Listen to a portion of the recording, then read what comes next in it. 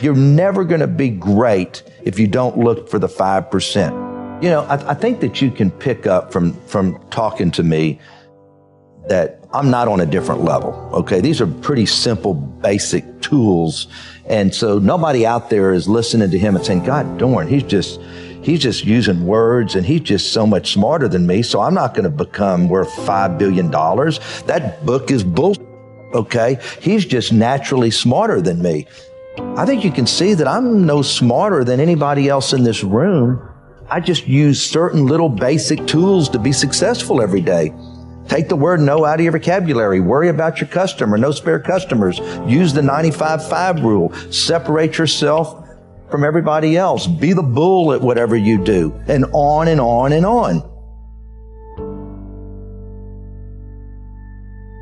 Well, you just got to keep punching and just take care of your business, and you just realize until they come and shut you down or lock the doors or you can't get product or whatever, until you can't make a payroll. You'd be surprised what you can take, though.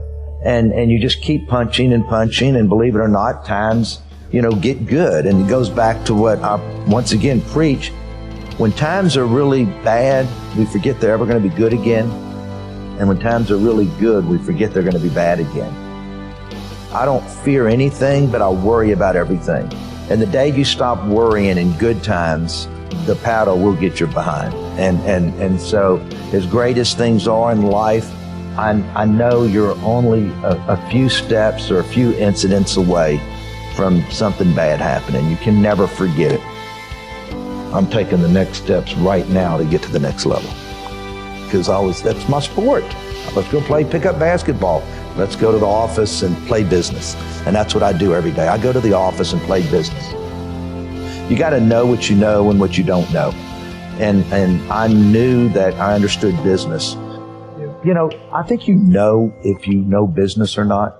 And people ask me, should I go get my MBA? And you know what I usually tell them? You know if you need to go get your MBA. If you don't have it inside of you and you understand economics and finance and operations and business, then you need to go get it. I knew that I didn't need it. It was just a God-given gift. You've got to know your God-given gifts, and everybody has it. Everybody in this room has it right here. So do what you know was your God-given gift and find a way to use that as your path. You know if people know what they're doing, but it's my job to make sure and bring everybody up to another level. And I think that's probably one of the greatest compliments I've ever gotten, is that I'll take somebody good and make them better. Is that a conscious process for you? Like, what are you doing? Is it just kicking people in the ass, inspiring them, leading by example? All the above. I think I do. You always know where you stand with me. I have all my top VPs probably have been with me an average of 25 years. My two assistants have been with me 27 and 26 years. And everybody will tell you that is the hardest son in the world to work for, but I would never work for anybody else. What would you have to see in them to think it's worth the risk? I think one of the best things that I ever did was I will look at somebody's resume and I can say, you know what? You've never been with the right company, and that's why you haven't excelled, and that's why you're in here today. And so many people choose the wrong company to go to work for. And I look at people all the time, and I look at your resume and say, why did you go to work for this company? I knew they were screwed up when you went to work for them, okay? And so some people just are not good at choosing the right company. And also, the person interviewing makes promises that never happen. And I think that's one of the biggest mistakes that people make, is choosing the wrong company to go to work.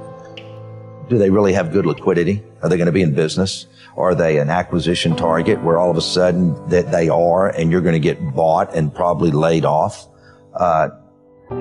Everything do they have a product that is going to be around for a long time? So everything from liquidity to product, acquisition target, growth, of where are you going to go? Everybody should always ask themselves if they want to grow, and they just don't want to just whatever is say, where can I be in 5 years? If I can't be at this position in 5 years, then this isn't a good career path for me. What made you good at selling? That is a very particular skill.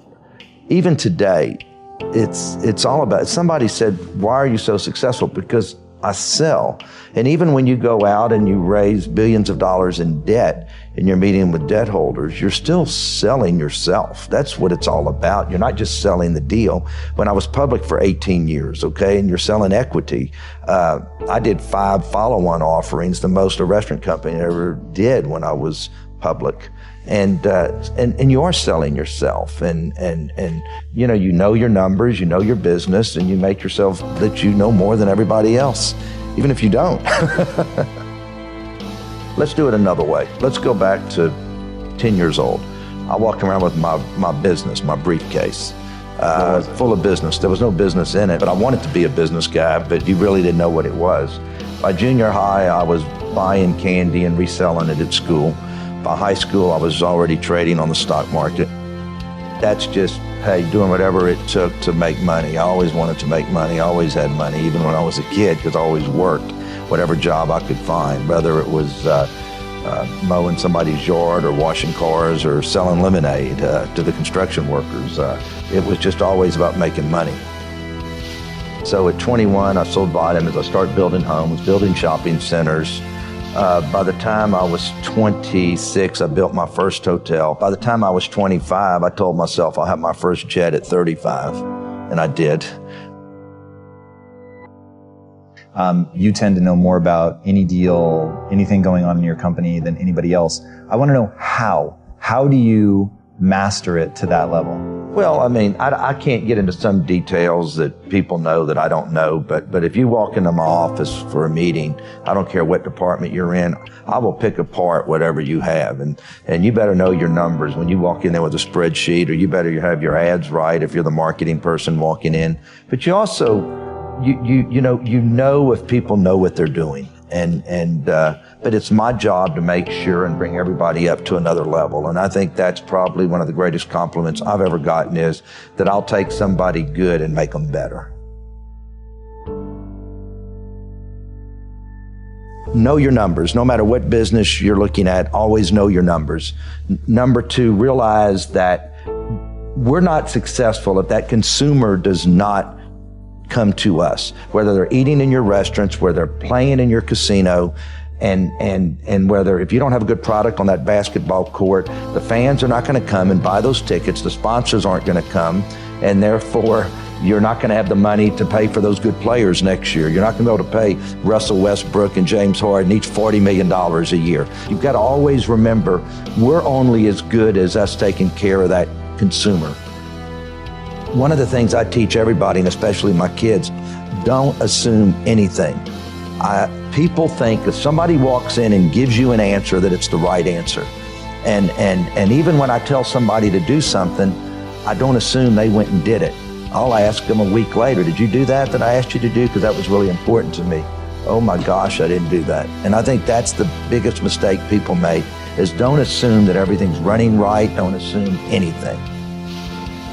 You can go to work every day and separate yourself from anybody else. And it's no different than the sound guy on this set. If you pick up, you know what, this sound guy is really, really good, and he's worried about this and he's worried about that, then all of a sudden you tell somebody, you need a good sound guy this, and then they end up on this person because of a recommendation. And all of a sudden, this guy's known as the best sound guy in LA because he's paying attention, or she's paying attention to details that the other sound people don't. No, you know what, I hear an ambulance out there. Let's cut it. You know, just a little bitty things. And I just think that it's easy to separate yourself from anybody else, no matter what your position is. If you go to work for a company and you don't go up the corporate ladder, it's your fault. It's nobody else.